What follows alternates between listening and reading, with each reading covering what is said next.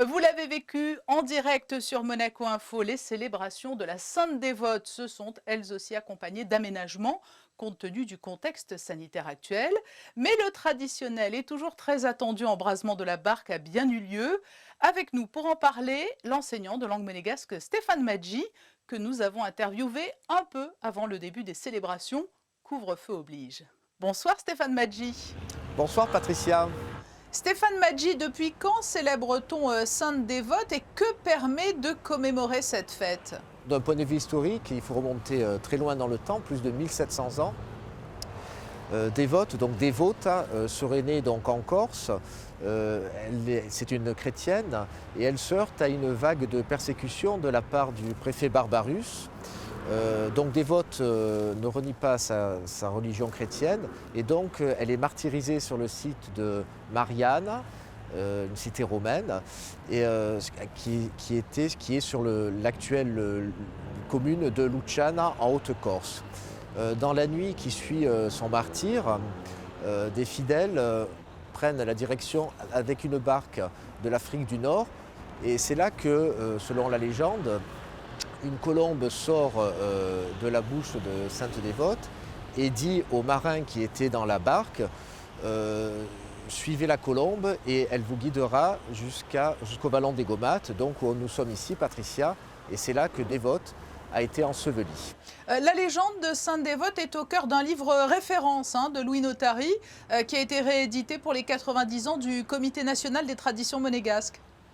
Tout à fait, Louis Notari, donc humaniste, personnage très important, non seulement pour la langue monégasque mais également pour la principauté, avait eu en 1924, il avait créé le Comité national des traditions monégasques et lui il s'est dit il faut que je fasse quelque chose pour la langue monégasque et c'est là qu'il a donc pris la décision d'écrire A Legenda de Santa Devota qui est vraiment la pierre principale de l'édifice de la littérature monégasque. C'est le premier grand écrit et c'est un écrit remarquable parce que c'est écrit en vers et ça lance littéralement vraiment la littérature monégasque.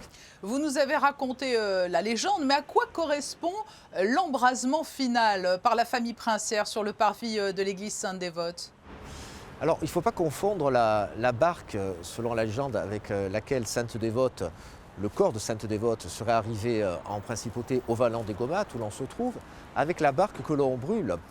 Parce que la barque que l'on brûle, en fait, c'est une tradition par rapport à un fait. À l'époque de l'oratoire, vers l'an 1100, vers l'an 1000 ou 1100, donc pas mal de personnes, de fidèles, de marins venaient se recueillir près de cet oratoire.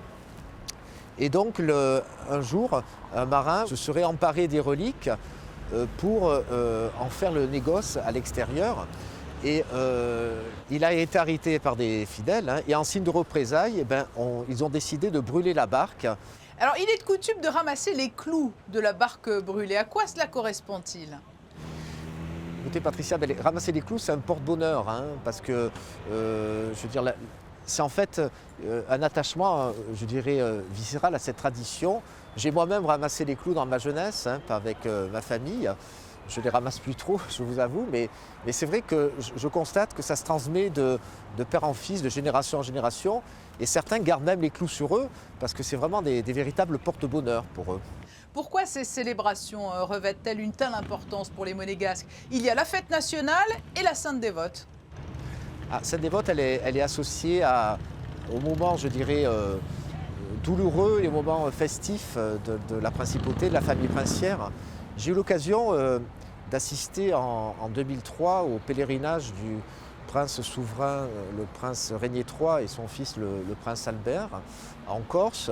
Et bien avant, j'ai eu l'occasion aussi de me rendre en Corse avec Roger Rossi à Monégasque. On voit vraiment qu'il y a, que ce soit en Corse, à Monaco, une émotion très forte, un attachement très fort, un culte très fort vis-à-vis de cette sainte.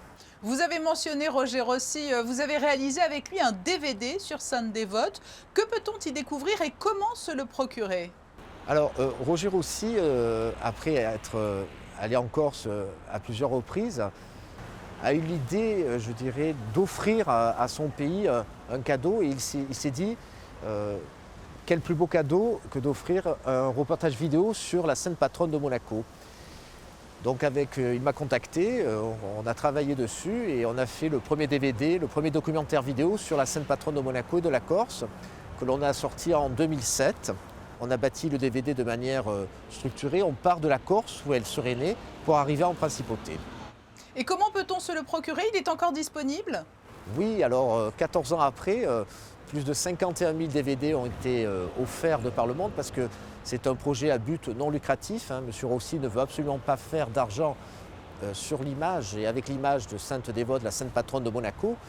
Et on peut se procurer sur saintedévotemonaco.com. Stéphane Magy, merci pour ce témoignage en ce jour des célébrations de la Sainte Dévote. Merci Patricia, bonne soirée.